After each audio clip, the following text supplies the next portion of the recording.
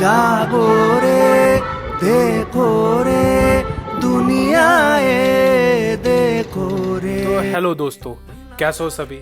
मैं इस वक्त आया हूँ मुंबई में और आप सोच रहे होंगे ये मुझे क्यों बता रहा है, क्योंकि यार मैं आया ही नागपुर से हूँ बाय ट्रेन।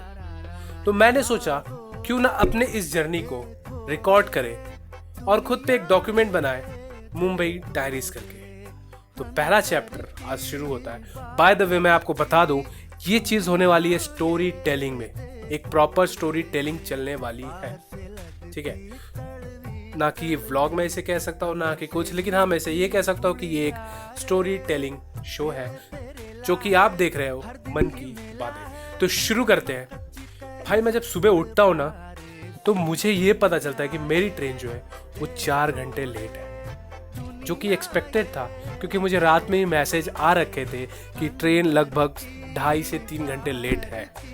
और वो तो भाई इंडियन रेलवे में तो चलता है ये सब। लेकिन पता है इससे भी ज़्यादा फ्रस्ट्रेटेड बात पता है क्या थी, जब मैं वहाँ पहुँचा और ट्रेन जब स्टार्ट हुई, मतलब जब प्लेटफॉर्म पे आ रही थी ना तो एकदम धीरे धीरे आ रही थी, मतलब ऐसा लग ही नहीं रहा था कि वो चल रही है।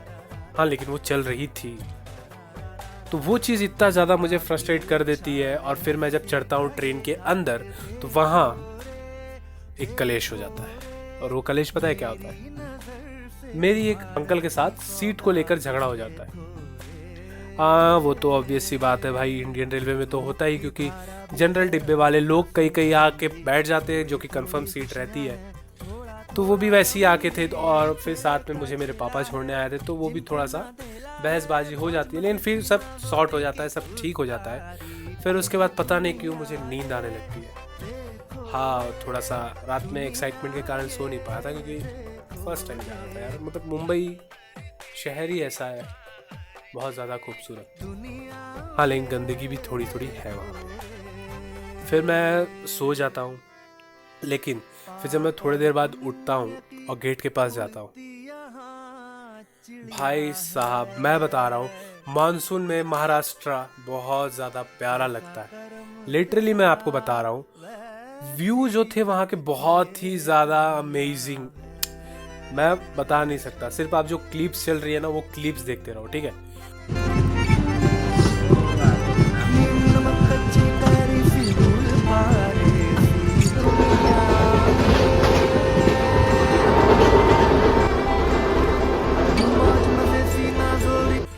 उसके बाद पता है क्या होता है कि साइड में जो थे कुछ लोग खेल रहे थे, जो वाटर फ्लिप्स वगैरह रहते हैं ना वो खेल रहे थे। और वहाँ पे एक भाई खड़े थे, वो मुझसे पूछते हैं कि भाई आप यूट्यूब बनाते हो, यूट्यूबर हो? तो मैं पता है मैं उसे जवाब देता हूँ कि नहीं भाई यूट्यूबर तो नहीं हूँ मैं, क्योंकि यार सब्सक्राइबर कम होने के कारण थोड़ी सी शर्म आती है।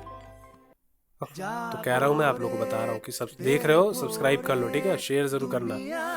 वो भाई से मेरी काफ़ी अच्छी दोस्ती हो जाती है। फिर उसके कुछ शॉर्ट्स लेता हूँ, मतलब सिनेमैटिक शॉर्ट्स वगैरह, उसको मैं दिखा देता हूँ क्लिप्स वगैरह। फिर उसके बाद मैं चले जाता हूँ अपने प्लेस पे, यानी अपने सीट पे, और जाके सो जाता हूँ। अब आप ये मुझसे कह रहे होंगे कि भाई तू सो क्यों रहा है बार बार। भाई मैं क्या करूँ, और लिटरली मैं बता रहा हूँ मुझे इतनी ज़्यादा बेकार और कंजस्टेड सीट मिल गई थी ना कि मैं कुछ कर ही नहीं पा रहा था। एक तो नीचे में जो लोग बैठे थे वहाँ पे पूरा फुल था, ना कि मैं नीचे बैठ सकता था और ना ही मैं लोगों से बात कर सकता था। तो मैं अपने सीट पे जाके करूँ तो करूँ क्या। मैं वहाँ सो रहा था और पता है जो लाइट्स थी सामने में मेरे, वो भी एकदम मतलब हॉरर टाइप हो रही थी, मतलब बार बार बंद चालू बंद चालू। बहुत ही ज़्यादा मुझे बेकार सीट मिली थी। मैं सो जाता हूँ, फिर जब उठता हूँ ना तो मुझे लोग खाते हुए दिखते हैं। फिर मुझे भी भूख लग जाती है। फिर मैं सोचता हूँ यार क्या खाऊं मैं। फिर मुझे याद आता है कि मेरी मम्मी ने एक टिफ़िन पैक करके दिया था मेरे लिए रास्ते में खाने के लिए।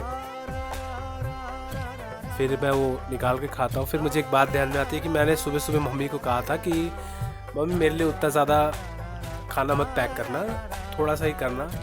फिर मुझे पता चलता है कि यार नहीं, मम्मी सही थी कि मम्मी ने मुझे कहा था कि बेटा थोड़ा सा में कुछ नहीं होगा तेरा, मुझे पता है तू कितना खाता है। तो मम्मी ने टिफ़िन उस हिसाब से मुझे पैक करके दी थी, और मैं थोड़ा सा नाखुश भी था क्योंकि मम्मी ने ज़्यादा पैक करके दी थी और मुझे पैक जो है अपना ज़्यादा भारी नहीं करना था। फिर मैं खा लेता हूँ। फिर उसके बाद वापस से साइड में अंकल सो रहे थे, एज यूजुअल मैं देख के उन्हें सो जाता हूँ। फिर थोड़ी देर बाद तो पता क्या होता है, सब अपने विंडो की शटर्स जो है ना ट्रेन के वो बंद कर रहे थे। फिर मैं देखता हूँ यार ये क्या हो रहा है। फिर मुझे पता चलता है कि बारिश हो रही है। भाई बारिश में बहुत ज़्यादा प्यारा व्यू आ रहा था। दुनिया ये देखो रे, पाप और पुण्य की उड़ती यहाँ। बहुत ही ज़्यादा प्यारा। मैं चाहता था कि बारिश हो और बारिश लिटरली हो गई थी। फिर वो जो मेरा भी जो रिसेंटली दोस्त बना था वो मुझसे कहता है कि जब आप सो रहे थे ना तो मुझे बहुत सारे जो हिरन है और नीलगाय वगैरह जो है वो दिख रही थी। तो मैं बोला ठीक है यार देखते हैं फिर से। तो हम लोग लग जाते हैं कि हम इसका एक शॉट्स अच्छे से लेंगे। हाँ शॉट अच्छे से नहीं आया लेकिन ठीक है कोई बात नहीं, चलता है। फिर उसके बाद फिर एज यूजुअल मैं अपनी सीट पे जाता हूँ। हाँ सोता नहीं हूँ इस बार मैं सोता नहीं हूँ। इस बार जाके चुपचाप बैठ जाता हूँ शांति से और वो लाइट को देखते रहता हूँ कि साला ये बंद चालू क्यों हो रही है। देन उसके बाद पता है क्या होता है, मैं डायरेक्ट उठता हूँ भुसावल जंक्शन पे और वहाँ पे मुझे मेरी सबसे ज़्यादा फेवरेट सीट या सब ऐसा कह लो सबकी फेवरेट सीट यानी विंडो सीट पे बैठने का मौका मिलता है। हाँ उससे पहले पता है क्या होता है कि मैं जो है गया था ऑमलेट लेने के लिए जो आई थिंक 50 रुपीज़ की थी शायद, ब्रेड ऑमलेट। खाते ही भाई बहुत ही ज़्यादा बेकार लगा मुझे वो, बहुत ज़्यादा मतलब ऐसा लग रहा था कि ब्रेड पे जो है फंगस वंगस थी। तो मैंने ब्रेड फेंक दिया। ऑमलेट खाया तो वो उतना मतलब ठीक था खाने लायक था, बस उतना था।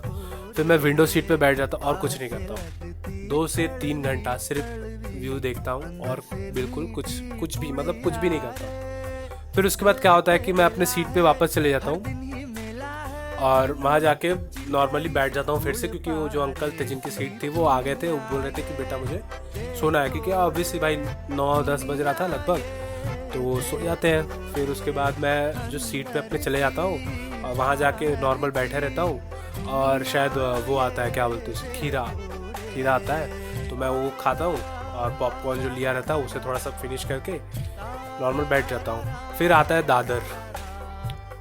मैं लिटरली बता रहा हूँ दादर जो है वो नागपुर का सीताबर्डी है।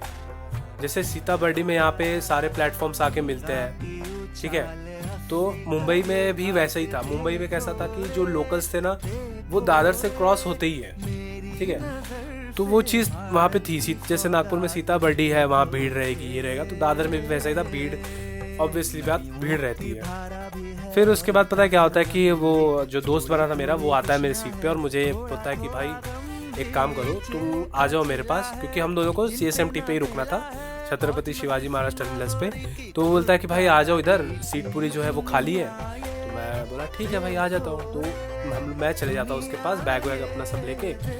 फिर हम लोग CSMT पे उतर जाते हैं। फिर पता है मज़ेदार बात ये थी कि हमें पता चलता है कि रात में लोकल जो है, क्योंकि हम लोग पहुँचे थे, हमारी ट्रेन 4 घंटे लेट थी, वो हमें ऑलमोस्ट 9:30 से 10 बजे के बीच में उतार देती है अगर वो राइट टाइम रहती। लेकिन हम लोग उतरे 1:30 बजे और 1:30 बजे वहाँ लोकल चालू ही नहीं थी। और लोकल जो चालू रहती है वो चालू होती है लगभग आई थिंक 4:30-5 बजे से चालू होती है। तो हम लोग फिर वहाँ पे बैठे रहे, कई सारे चीज़ पता है वहाँ पे पुलिस जो थी CSMT की वो लोगों को मतलब लाठी चार्ज कर रही थी उस पर, क्योंकि सेफ्टी भाई। और वहाँ पे रिसेंटली जो चालू था मराठी लैंग्वेज को लेकर वो सब चीज़ें भी थोड़ा सा देखना पड़ता है। तो बस वही था। फिर उसके बाद पता है क्या होता है कि मैं और मेरा जो दोस्त थे हम लोग बैठे थे अपना आराम से, बातें होते बढ़िया अच्छे से किए थोड़ी देर। फिर 5:30 बजे की हम लोग टिकट कटाते हैं अपने लोकल्स की और फिर मैं उतर जाता हूँ कुर्ला स्टेशन पे, क्योंकि मेरा रूम जो था वो वहीं पे बुक था। तो मैं नॉर्मली कुर्ला स्टेशन पे उतर जाता हूँ और वो शायद मुझसे दो स्टॉप आगे उतरता है और शायद मुझे याद नहीं है जगह का नाम, लेकिन हाँ यही कहीं आ जाएगा। 2 स्टॉप आगे उतरता है मुझसे और फिर मैं उससे बाय करता हूँ, फिर मैं अपने रूम पे चले जाता हूँ। बस भाई अब क्या पूरा सुन लोगे आज ही, आगे का पार्ट भी तो देखना ज़रूरी है ना। तो आगे का पार्ट देखने के लिए फॉलो ज़रूर करना सब्सक्राइब कर लो, लाइक करो और शेयर ज़रूर करना, ठीक है। तो आप देख रहे हो मन की बातें, मिलते हैं अगले वीडियो में।